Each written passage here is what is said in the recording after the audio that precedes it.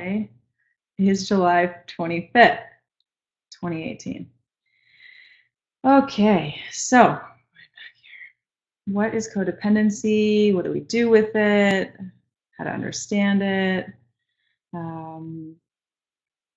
And feel free to be asking questions in the chat. I will take questions at the end. All right, some recommended webinars. All of the webinars are wonderful, in my opinion. I listen to them myself over and over again. I'm always learning something new. So please keep listening to those webinars, those podcasts. When you're driving, it's really nice to listen to them. You can just download the podcast on your podcast app or on SoundCloud if you have an Android, and tune in there. So you don't always have to be at your computer, because I know all of us are busy. So cut yourself some slack and just listen to them on the podcast app, okay?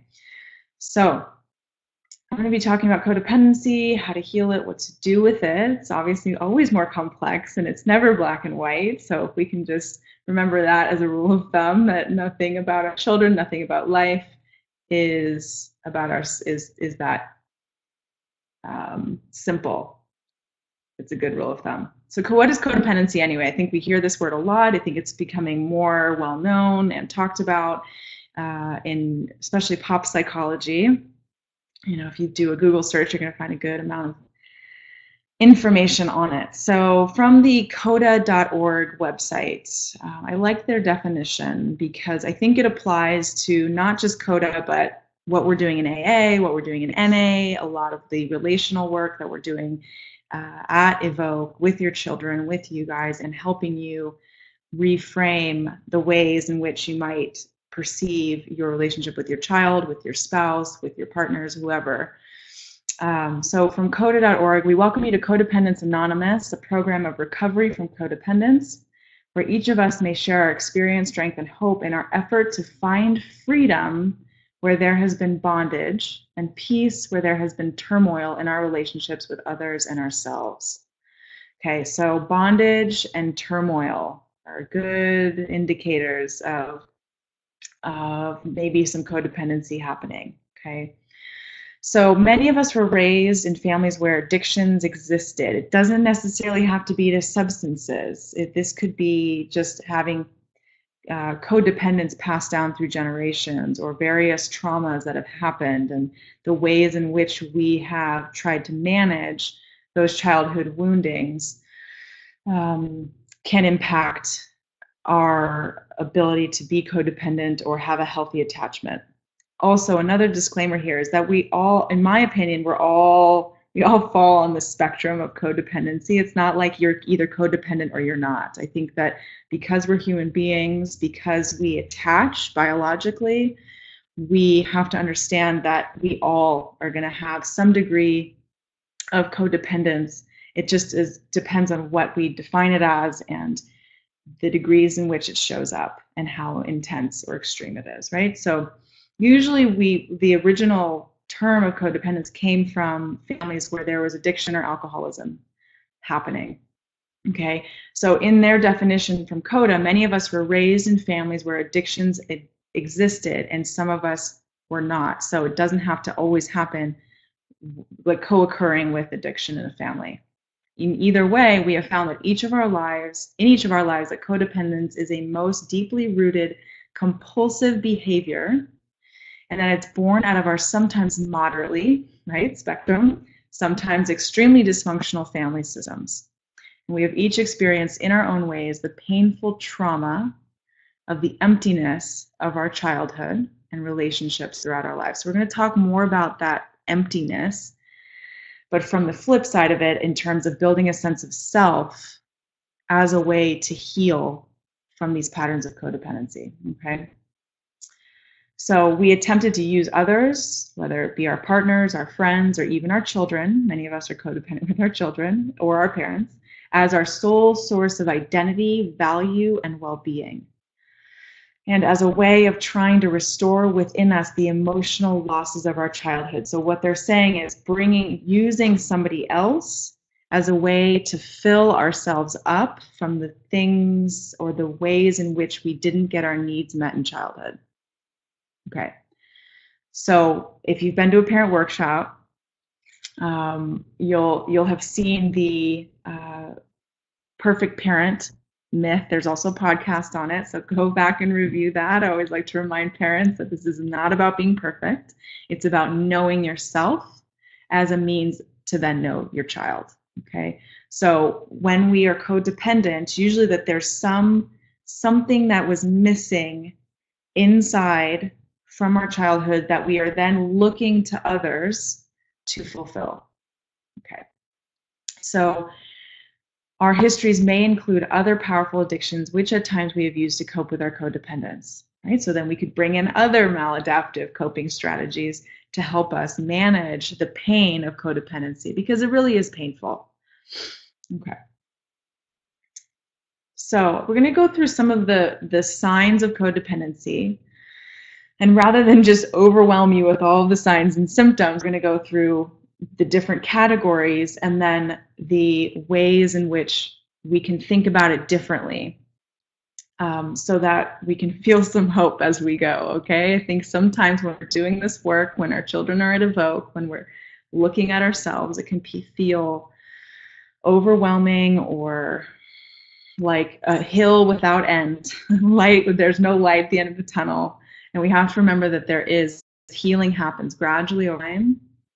And so we're going to flip back and forth between here's what the unhealthy thought patterns look like and here's what the healthier thought patterns look like. As we go through, I would like you, if you have pen and paper, to sit down and say, okay, here's our denial category. I check one, like maybe 5 out of the 8. Or in avoidance, I have 3 out of the 10. Okay, just note which ones you do more, because this is going to give you a lot of insight into how you manage your relationship with your child, with your partners. I'm from San Francisco, so I'm used to saying partners. If anybody gets that joke. Okay, so denial, codependence. Codependents often have a difficult time identifying what they're feeling. Okay. They minimize, alter, or deny how they truly feel. Okay, perceive themselves as completely unselfish and dedicated to the well-being of others. Okay, raise. Some of you probably already are raising your hand. Okay, lack of empathy for the feelings and needs of others. They label other people with their negative traits. So they might say, well, he's always angry, when really the anger is coming from myself. I'm just not aware. Okay, so a lot of these are defenses as well. Some of them are Freudian defenses that Freud originally identified. They think that they can take care of themselves without any help from others, which is not realistic. Life is hard sometimes, and we do need help. They mask their pain in various ways through maybe anger or humor or isolation. Okay, they express negativity or aggression in indirect or passive ways, And that's why learning the I feel statement is so important. Learning that feedback statement is so important, because then we are learning to be more direct with our communication. And direct, healthy communication is a big asset when we are working to heal codependency. Okay. And then they don't recognize the unavailability of those people to whom they're attracted. So maybe this reminds you of yourself when you were dating, or maybe you're divorced now and dating, and you're thinking about the fact that maybe you keep attracting in people unavailable. They're really not able to hold space for you or be there for you in a way that feels okay. Okay. And also the difficulty identifying what they're feeling. This can often look like, I just have thoughts, but I don't know what the feelings are. I don't know. I don't have any feelings. I don't have any sensations in my body. That can look like that too. Okay. So how to work with this denial. So again, maybe tallying, being honest with yourself. Where do I fit in here? What symptoms do I identify with? Okay. Awareness is the biggest step. So recovery of denial. In recovery, healthier thought patterns look like, I am aware of my feelings and I identify them, often in the moment. I know the difference between my thoughts and feelings. Okay. I embrace my feelings and they are valid and important. I'm not diminishing them. I'm not invalidating myself. I'm not pushing them away to pretend like they're not important. I know the difference between caring and caretaking. I recognize that caretaking is often motivated by a need to benefit myself. So really they're talking about control, okay? When we're trying to caretake too much versus care. I'm able to feel compassion for another's feelings and needs. I acknowledge that I may own the negative traits that I often perceive in others. So again, this is starting to turn around, look at ourselves in the mirror and see that, oh, I'm starting to notice our own shadow, notice our own wounds. Okay? I acknowledge that I sometimes need the help of others. I can't always do it alone. I'm aware of my painful feelings and I express them appropriately, assertively. I'm able to express my feelings openly, directly, and calmly, right? Staying in that assertive place on the communication continuum. It's what we're teaching your kids all the time. Usually they're coming in with either assaultive, aggressive, or passive or withdrawn behavior most of the time.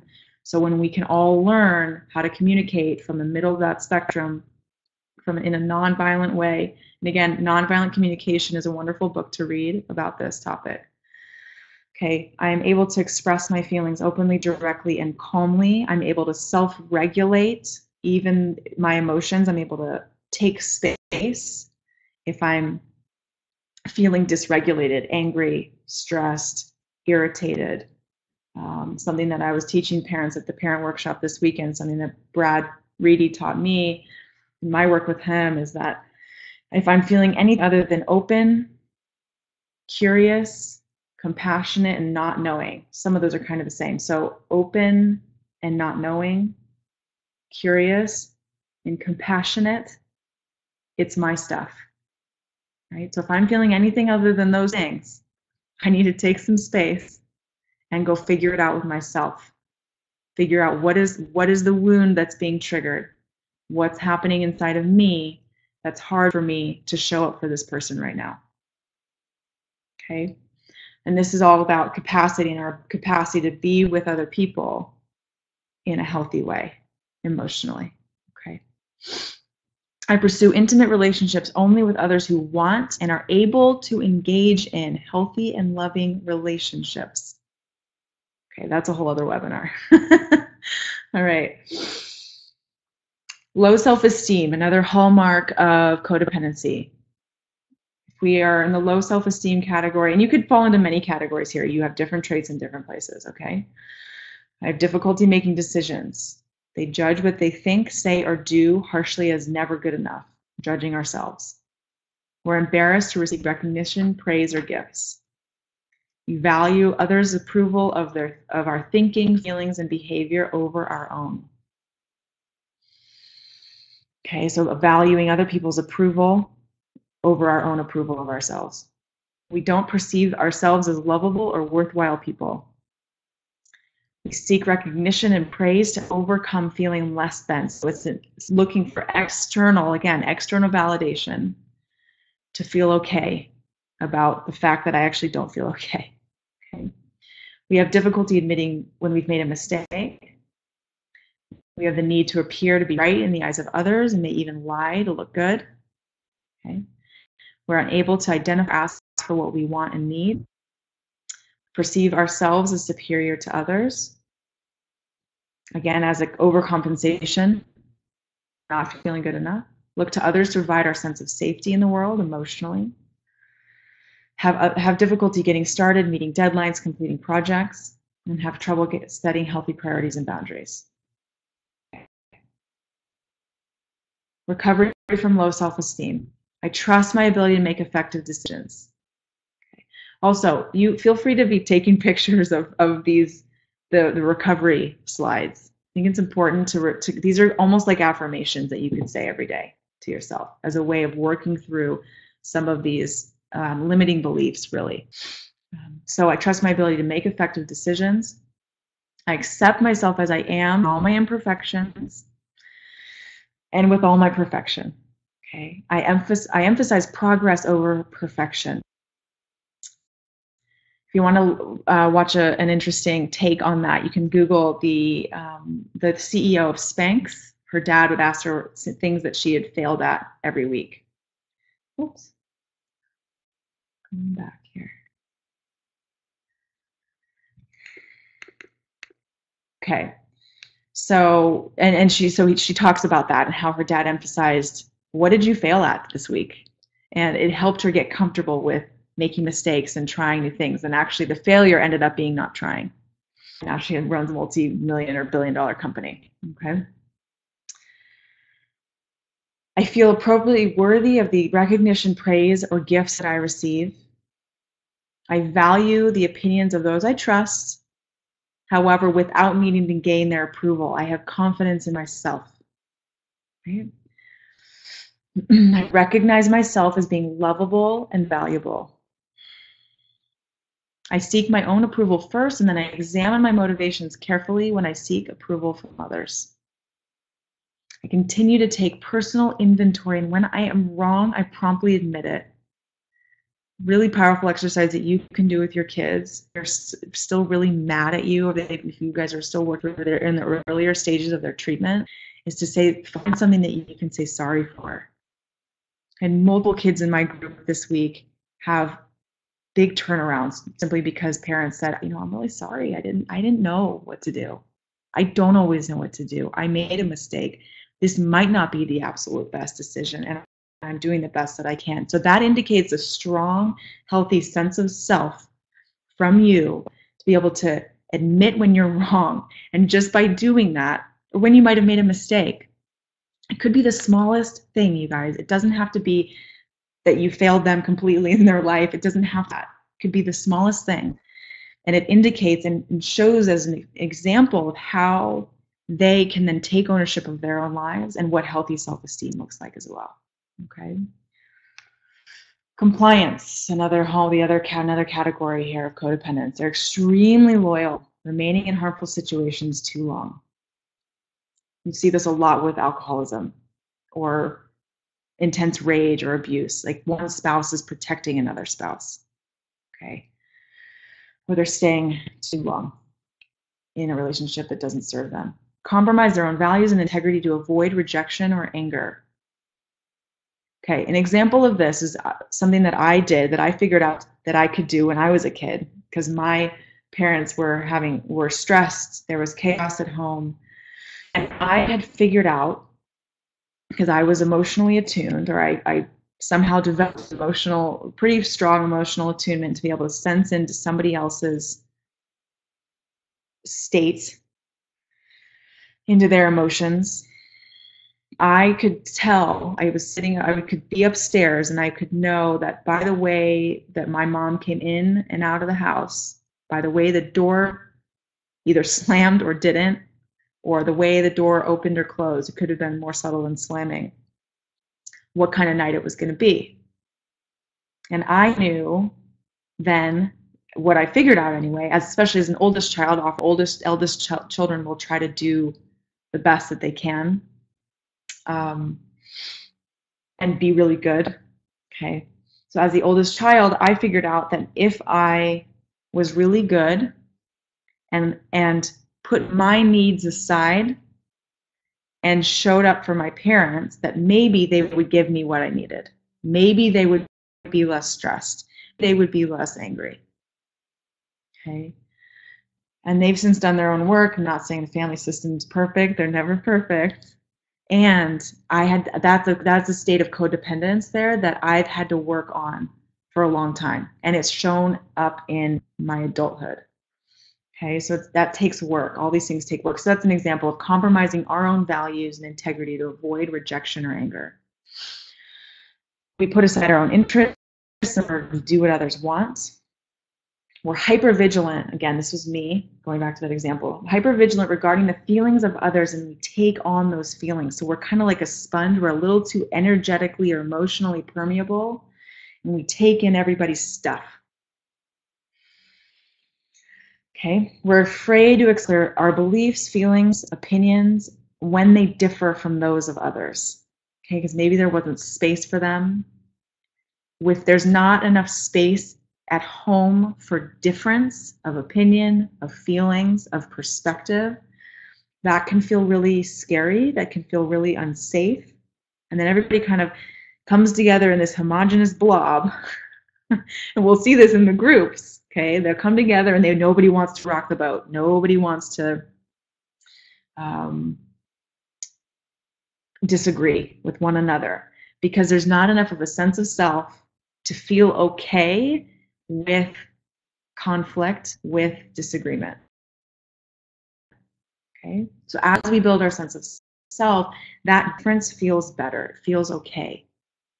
And it probably would feel like relieving, like a relief. Okay. They accept sexual attention when what they really want is love. Right? May they make decisions without regard to the consequences, fill the need of people, or we give up our truth to gain the approval of others or to avoid change. Okay. Compliance, recovery from compliance. I'm committed to my safety and I leave situations that feel unsafe or are inconsistent with my goals. I am rooted in my own values even if others don't agree or become angry. I consider my interests and feelings when asked to participate in another's plans. And I will say no and feel okay saying no if those plans are out of alignment with what I want or need. I can separate my feelings from the feelings of others. I allow myself to experience my feelings and others to be responsible for their feelings. So this is another one of those principles. We don't make anybody feel anything. I hear this a lot from the kids. Well, they made me feel like this. That is not, we are all responsible for our own happiness, for our own well-being, for our own state. Okay, with of course with the exception of young children, right? Of course. I respect my own opinions and feelings and express them appropriately. My sexuality is grounded in genuine intimacy and connection. When I need to feel loved, I express my heart's desire. So I feel okay being vulnerable. I feel strong enough to be open with how I feel, and I do not settle for sex without love. I ask my higher power, whatever that is, it doesn't have to be, it could be anything. Okay, whatever is there is our higher power. I ask my higher power for guidance and consider possible consequences before I make decisions. I stand in my truth and maintain my integrity whether others approve or not, even if it means making difficult changes in my life. Okay. Control. I believe people are capable of taking care of themselves. So what this can look like is you may not think that consciously, but you might be doing everything for your kid or your spouse, or other people are doing everything for you. And what I've this piece in particular is when parents have not given the child the chance to feel frustration or do hard things, or they're rescuing them a lot, it sends the signal to the child that they are not capable of doing it themselves. Okay. And then it creates this learned helplessness and apathy and lack of motivation and low self-esteem. Okay. We attempt to convince others what to do, think, or feel. We freely offer advice and direction without being asked. I laugh because this has been a favorite of mine, okay, in the past. Become resentful when others decline our help or reject our advice when they didn't ask for it in the first place, okay? We give lavish gifts and favors to those we want to influence, right? That's about us. We use sexual attention to gain approval and acceptance. We have to feel needed in order to have a relationship with others. We demand that our needs be met by others. Okay. And I use the word our because I want to remind us all that we all have some of these traits. Nobody's perfect in these areas. Okay, so this is about compassion and inclusion, remembering that none of us are perfect. Okay. We use charm and charisma to convince others of our capacity to be caring and compassionate. rather than just being caring and compassionate and letting that speak for itself. We use blame and shame to exploit others emotionally. Again, so it's manipulative. We refuse to cooperate, compromise, or negotiate. We adopt an attitude of indifference, helplessness, authority, or rage to manipulate outcomes. Okay, so again, that's defense in a more psychoanalytic perspective, okay, from Freud, kind of Freud type work. Use recovery jargon in an attempt to control the behaviors of others. Okay, so somebody might have been through many different treatment programs already, and now they're at Evoke, and they might still be using some of that treatment jargon or therapy jargon as an attempt to get what they want and kind of work the system, right? They would pretend to agree with others to get what they want. Okay. Recovery from control. I realize that with rare exceptions, other adults are capable of managing their own lives. Goodness, this is so freeing when we just let this be, when we let people make decisions themselves, especially our young adult children, and then experience the natural consequences that come from that. Okay. I accept the thoughts, choices, and feelings of others, even though I may not be comfortable with them. I may not like it. I give advice only when asked. I am content to see others take care of themselves. They're building their sense of self, their self-esteem by doing things themselves. I carefully and honestly contemplate my motivations when preparing to give a gift, especially in visits to the field. Okay, what is your intention? A lot of parents like to bring stuff. And in my group, we don't do that. Okay, every therapist is different, so you defer to your therapist, but in my group, we don't do that, mostly because I want your presence to be enough for both you and the child. Okay? I embrace and celebrate my sexuality as evidence of my health and wholeness. I do not use it to gain the approval of others. I develop relationships with others based on equality, intimacy, and balance. It's not a one-up, I'm more powerful than you kind of power dynamic in the relationship. I find and use resources that meet my needs without making demands on others. I ask for help when I need it without exception. Okay, I behave authentically with others, allowing my caring and compassionate qualities to emerge. Okay, I ask directly for what I want and need and trust the outcome to my higher power. I do not try to manipulate outcomes with blame or shame. I cooperate, compromise, and negotiate with others in a way that honors my integrity. So again, remembering my needs, my own sense of self, my wholeness, and then entering into relationship, into a conversation with others. I treat others with respect and consideration and trust my higher power. I think I said this already. Trust my higher power to meet my needs and desires. Okay. I use my recovery for my own growth, my therapy for my own growth, and not to manipulate or control others. I use my own self-development for my own growth. Okay. My communication with others is authentic and truthful. Avoidance. We act in ways that invite others to reject, shame, or express anger towards us. We judge harshly what others think, say, or do. This also comes from judging ourselves. Our judgment of others is just a projection of how we judge ourselves. So as we heal our relationship with ourselves and judging ourselves, then we can start to heal the ways in which we judge others. Okay. We avoid emotional, physical, or sexual intimacy as a way to maintain distance. Yeah. We allow addictions to people, places, and things to distract us from achieving intimacy in relationships. We use indirect or evasive communication to avoid conflict or confrontation. Again, going back to the importance of the I feel statement, assertive feedback, things like that. We diminish our capacity to have healthy relationships by declining to use the tools of recovery. So this kind of self-sabotage here. diminish our capacity to have healthy relationships by declining to use the tools that we're learning anyway.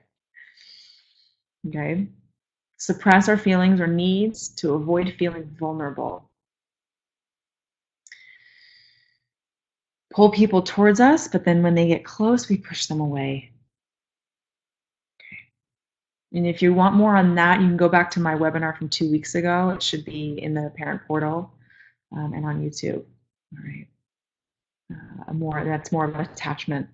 Okay. We refuse to give up our self-will to avoid surrendering to a power greater than ourselves. So again, trying to be in control all the time. We believe displays of emotion are a sign of weakness, and we withhold expressions of appreciation. Recovery from avoidance. I act in ways that encourage loving and healthy responses from others. I keep an open mind and accept others as they are.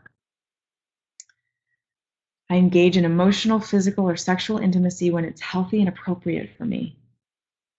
I practice my recovery, therapy, self-development to develop healthy and fulfilling relationships. I use direct and straightforward communication to resolve conflicts and deal appropriately with confrontations. When I use the tools of recovery, I am able to develop and maintain healthy relationships of my choosing, not just based on who gives me attention. I embrace my own vulnerability by trusting and honoring my feelings and needs. I welcome close relationships while maintaining healthy boundaries. Okay, so this comes into a fear of engulfment and goes back to the anxious avoidant attachment style, again, going back to my webinar from 2 weeks ago. Okay, so I welcome close relationships while maintaining healthy boundaries. So that's, again, coming back to a fear of engulfment because perhaps our parents were too enmeshing as children. They were too involved. They weren't reading into us enough. We're going to get more into that soon. I believe in and trust a power greater than myself. I willingly surrender my self-will to my higher power. I honor my authentic emotions and share them when appropriate. I freely engage in expressions of appreciation towards others. Okay. So, understanding our wounds. I love this quote. The best predictor of how a child did in terms of their attachment or healing or recovery to their parent was the way that parent had made sense of his or her life. That it wasn't what happened to you as the parent. It's actually how you made sense of what happened to you. And this goes back to our wounding as well. So if our parents didn't make sense of their wounding, usually what would happen is they would pass that on to us as frozen pieces of unresolved trauma. Okay? So we have to start to understand. I mean, we don't have to, it's our choice, right? But if we want to heal, we really have to look at our wounding, our childhood, the ways in which we are codependent, and make sense of that and work with that. To correct the behavior without understanding the psychodynamics of it is ineffective ultimately. Okay, the wound to the soul will simply find another, perhaps more subtle venue for its expression. So what does this mean? To try to, like if I just gave you all those phrases and said, okay, well just think differently. Think your way out of codependence. Thinking differently helps to a degree, and yet it's still not addressing the underlying ego wound that's causing the codependence in the first place, right? So by psychodynamics of it, that just means the underlying what's happening in your psyche, okay? So ultimately, we're going to come up short if we just try to change thinking about it rather than practicing something new, working with a competent therapist. Okay, so and as we heal this, it'll show up in subtler ways. It's going to require more of our attention in a sense that we're gonna have to be more vigilant to catch it in some senses when it's happening, because we've gotten better at awareness, perhaps, or better at identifying when we're showing those of codependency. And we're going to have to be more on guard for those ways in which we're maybe not healthy in our relationships. So this quote is from the Eden Project. Highly recommend that book. It's quite dense, and if you're into this stuff and you've been studying this stuff, you've been in your own work for a while, I highly recommend it. Any social worker will testify that it usually takes several incidents before the victim will leave the abuser or get a restraining order. For the first few times, victims will rationalize the abuse. The rationalization protects them not from their abusers, but from the enormity of the primal parent-child template. Okay. Thus, unwittingly, they conspire against themselves to remain not only with the abuser, but with the powerlessness of childhood. This is a big statement. So the rationalization protects them not just from the abuser, but more so from the massive amount of work they would have to do to heal that primal parent-child template, the wounding, the inadequacy of their parents, which all of us, none of us are completely adequate all the time, okay?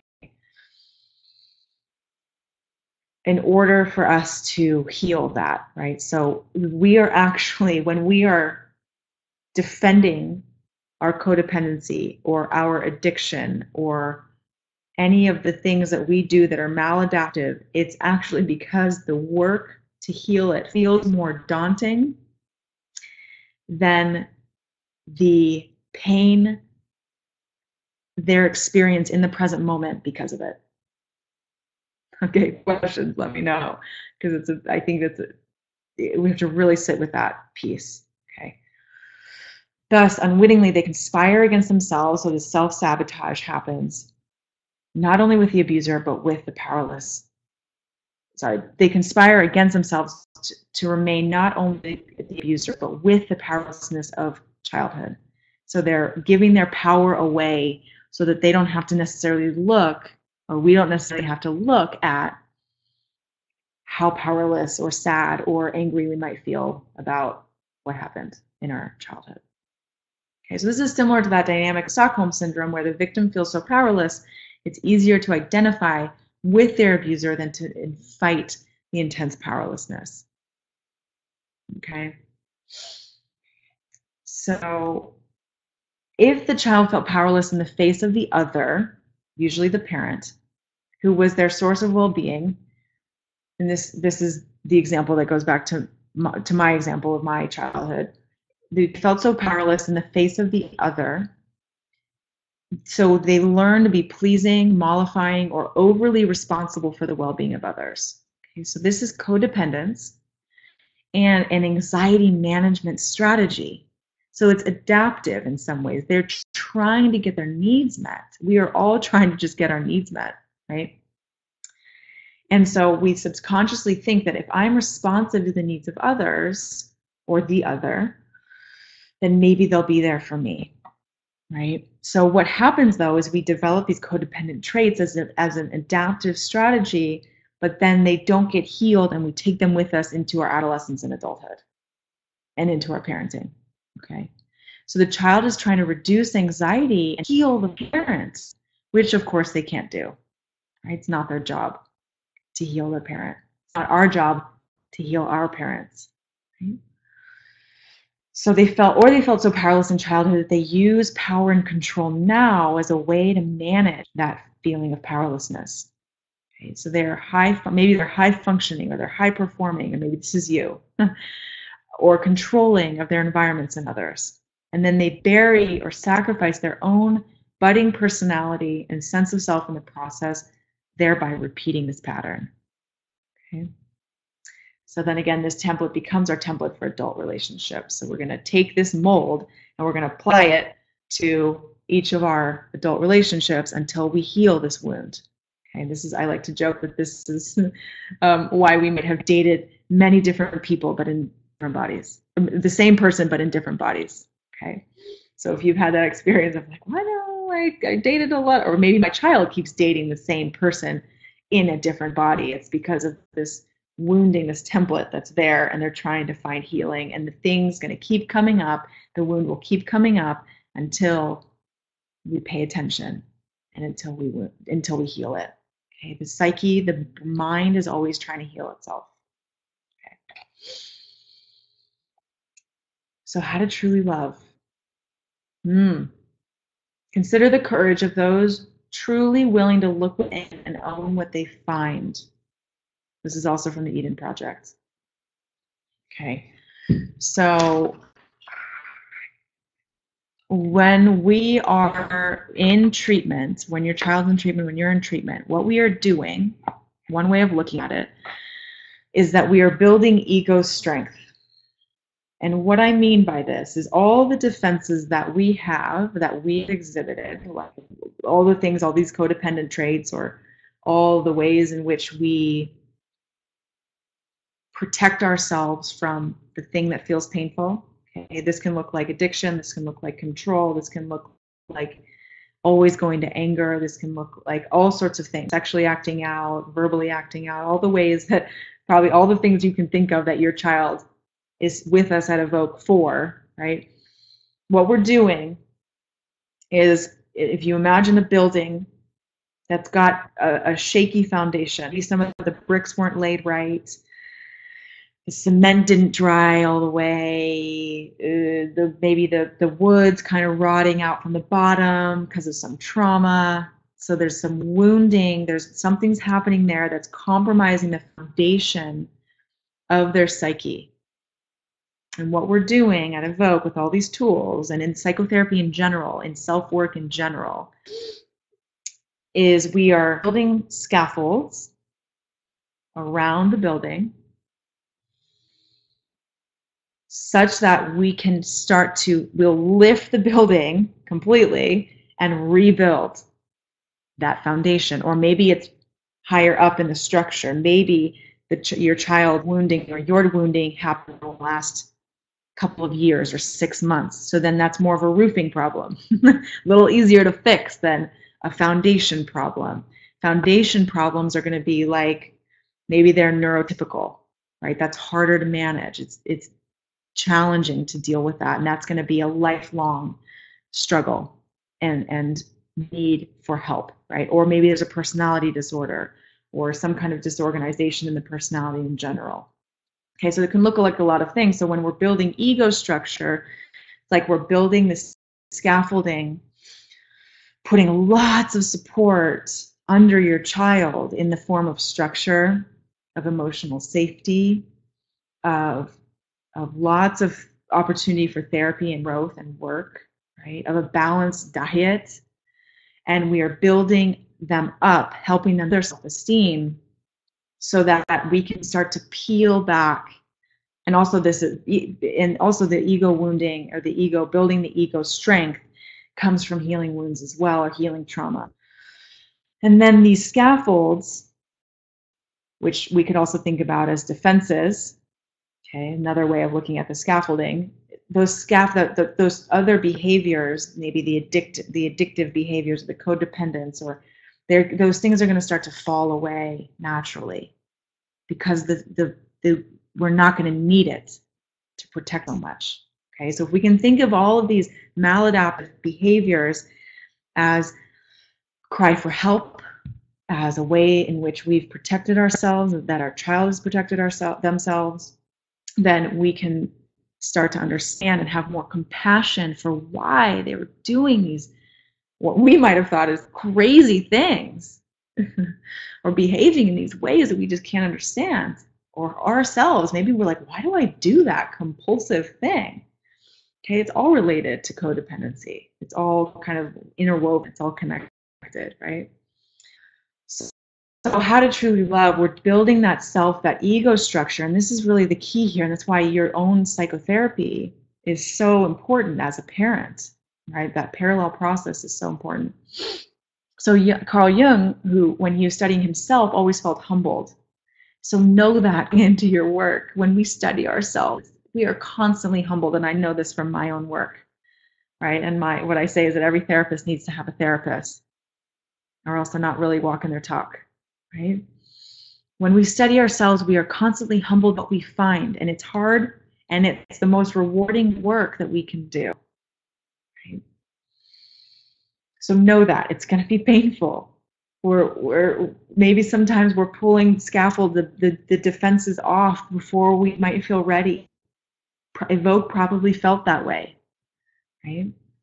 In Eastern traditions, this process of self-study is called svadhyaya, or the study of the self, or spiritual texts, whatever that is for you, okay, if that applies for you. But really, it's the study of the self, and this was first referenced in this way about 5,000 years ago by the sage Patanjali. Okay, so the East has been talking about this for some time now, and we're kind of just catching up to it in Western psychology. Okay, and the things that feel humbling, that feel like defeats by the ego, so those times when we're really struggling to, maybe in our own work or in our work with our kid, we're trying to communicate in a new way, it's feeling like we're on training wheels or we're learning a new language. Okay, those things that feel humbling, that feel like defeats, is just the ego kind of, or in this sense, by ego, what I mean is the Eastern perspective, or the ego is the false self that separates us from others in our true nature. Okay, so this is a slightly different definition now from the Western concept of the ego. Okay, so can feel like defeat to the ego. So know that, and it's what's happening is that you are you are opening yourself up in a way that's going to feel unfamiliar or hard.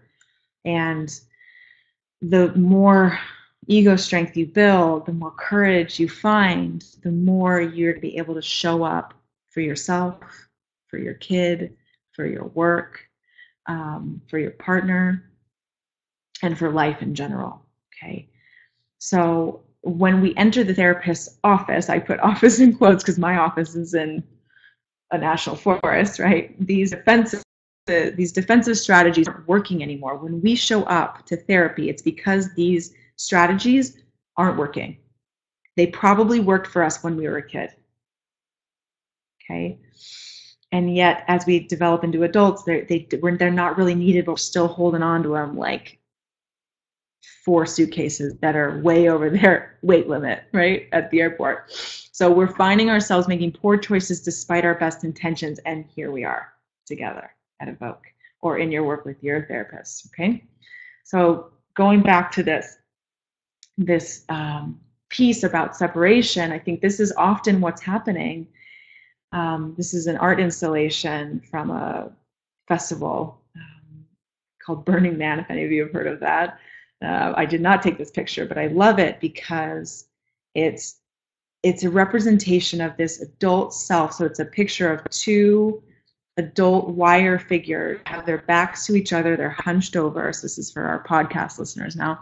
And then inside are these little kids that just want to connect, that are facing one another, but they're encaged in these adult defenses, when really what we're wanting is connection, and connection with healthy boundaries, right? Connection, openness, vulnerability, combined with healthy boundaries. Okay. So I love that image because of how powerful it is in terms of what we're doing here. Like, why are we doing this work? Why are we doing this work? Like, when we heal ourselves, we are a part of this collective consciousness, or this collective humanity. And when we heal ourselves and work on ourselves, we start to heal and interrupt those patterns of intergenerational trauma. We stop passing these negative behaviors on to other people, and things start to heal at a much greater level. Okay, so this work is not just about ourselves, but about humanity as a whole. So what's our job? What is our job as parents, as people? Our job is to make ourselves happy without relying on others, and come back to our relationships happy. Okay. So again, it's building our capacity, noticing when we don't have the capacity to be with somebody in a way that's open, compassionate, and not knowing. and curious, right? Those 3 or 4 things. Whenever we're not feeling those things, we go away. We can just say, hey, I've got to go somewhere. I've got a ball game to go to, as Brad Reedy will say sometimes to his kids, because they didn't understand it when they were younger. But as your kids get older, you can say, you know what? I'm not feeling myself right now. I need some space. Go to take your space, come back, show up for the relationship. Go make yourself happy, take care of yourself, do what you need to do. And then heal the wounding inflicted unconsciously upon us by our parents. They were imperfect in their parenting, and so are we. And these family of origin wounds, if not looked at and healed, will keep us stuck in our relationships as adults on the merry-go-round of misery, which is codependency, okay? So wilderness therapy, experiential therapy. So they're hiking, they're making fires, they're in a primitive living situation or model that builds a stronger sense of self. It's building that ego strength and helping them with their distress tolerance, their frustration tolerance, so that they can learn to delay gratification, they can learn to be more solid in themselves. And this helps them forge resilience and persistence and cooperation. So then as they create that sense of self with wilderness, because they've got to put up a tarp, a shelter in the rain, and that's hard, or they've got to bust a fire, right? All these ways in which they are challenged to find more resources inside of themselves, and then to not have somebody rescue them from that, they start to realize, I can do this whole life thing. I can show up for life. I can show up for my therapy. I can do this, right? So that sense of self builds, and then they start again to let go of the defenses, the scaffolding, the protective behaviors, the superficial surface level behaviors, acting out in all sorts of ways start to fade and dissolve. And then they look within at the deeper root causes, the family dynamics, the intergenerational trauma, and then they learn to be with the discomfort that comes naturally with self-development and inner work. Okay. You can take questions now, or comments or thoughts.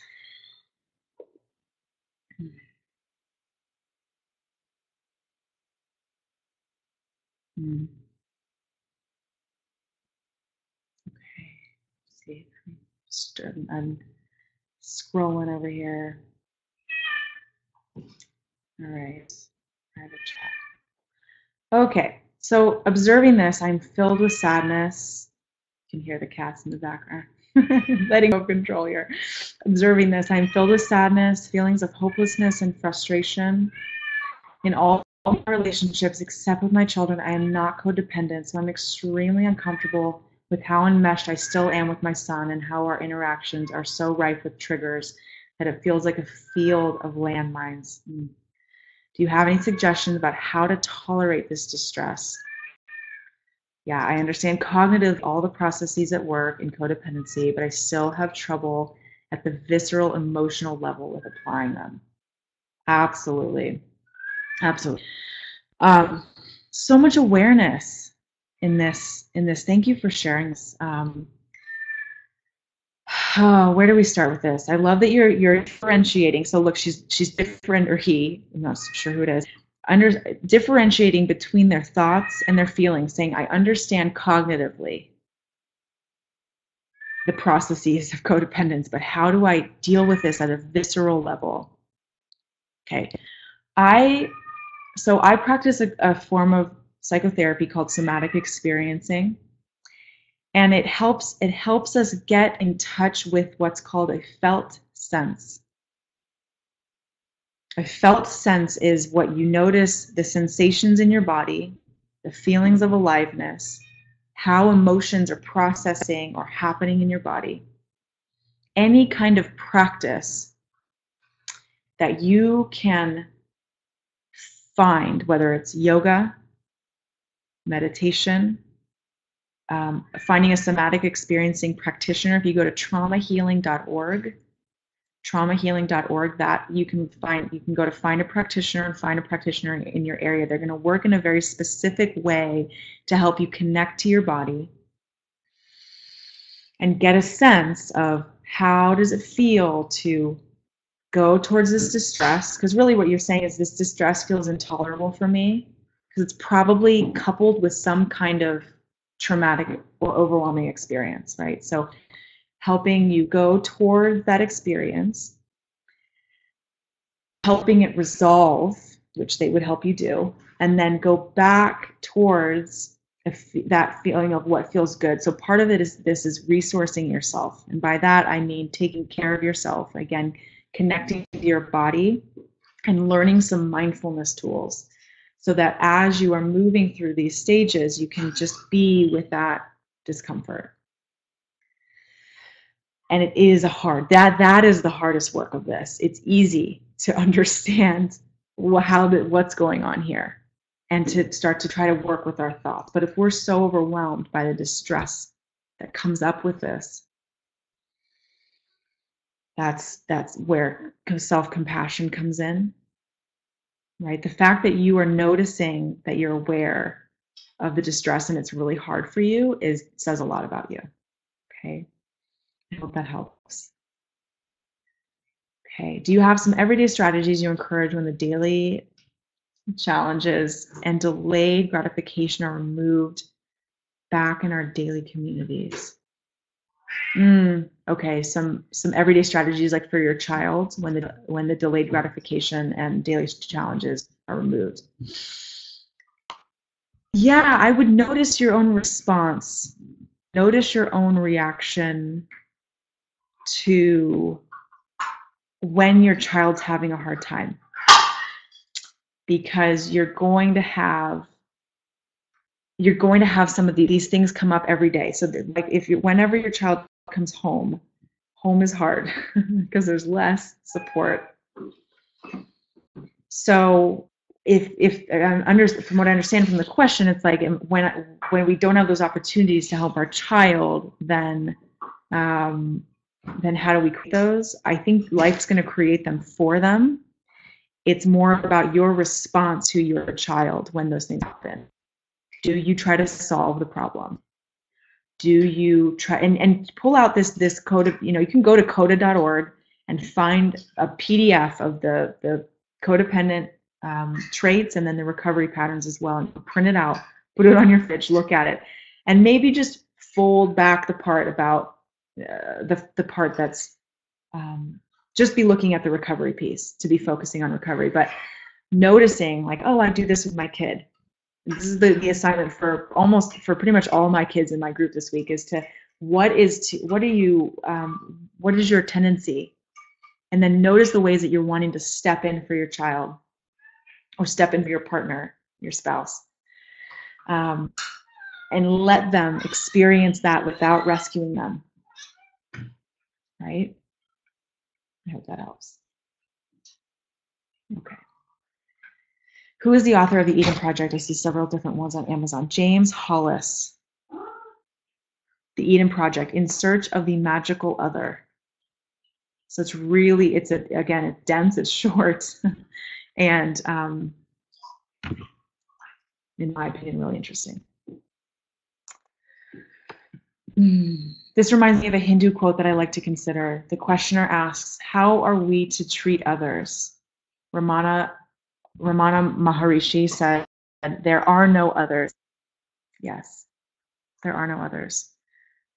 Exactly. So this reminds me, so how are we to treat others? And then the sages or the yogi, right? Ramana Maharishi was a guru in India, a spiritual teacher, right? There are no others. So noticing ourselves as we start to do our own work, we start to notice and know our own shadow. We can then start to have compassion and empathy for the shadow of others, including our child. Okay. Thank you for the webinar, Jenna, for sharing your experience with us. Thank you for being on here. Thank you for showing up for your child. Thank you for showing up for yourself. I'm so passionate about this idea that as we heal ourselves, we heal the world. We are all connected in this way. We all have this human experience of wanting connection, struggling with boundaries, struggling with all of these things. So when you show up, when you come on, you are doing the work that is so necessary for our world. Okay. Yeah. Anything else? See if we missed anything.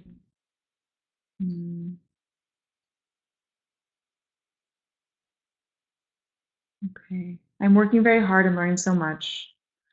My spouse is not and also exhibits many narcissistic markers.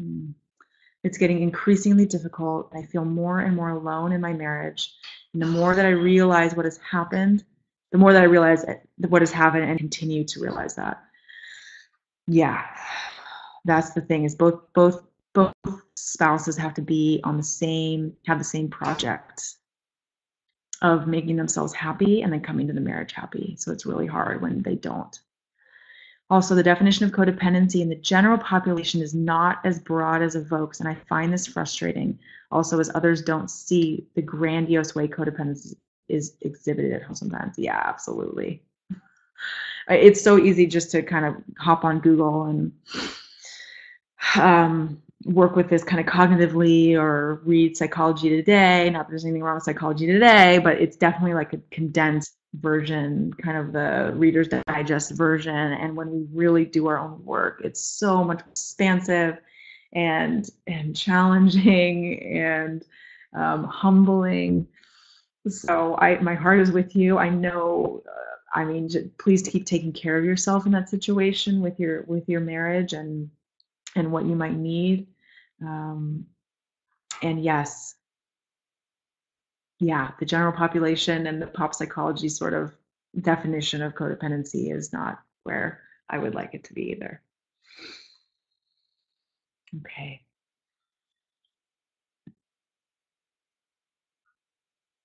Okay. Anything else? So, in terms of upcoming events, if you can make it to 12-step support, these are going to cover a lot of the same principles. Al-Anon, CODA.org, FamiliesAnonymous.org, NAMI.org, okay, NA, Narcotics Anonymous. They're all kind of dealing with the same thing. So you can go to any of these programs. And I heard from a parent at last weekend's parent workshop that Teens Anonymous, or I think that's what it's called, Teens Anonymous, has been really impactful for their other son who's not at Evoke. So really helpful. And we always ask for you guys to go to at least 6 meetings while your child is with us at Evoke.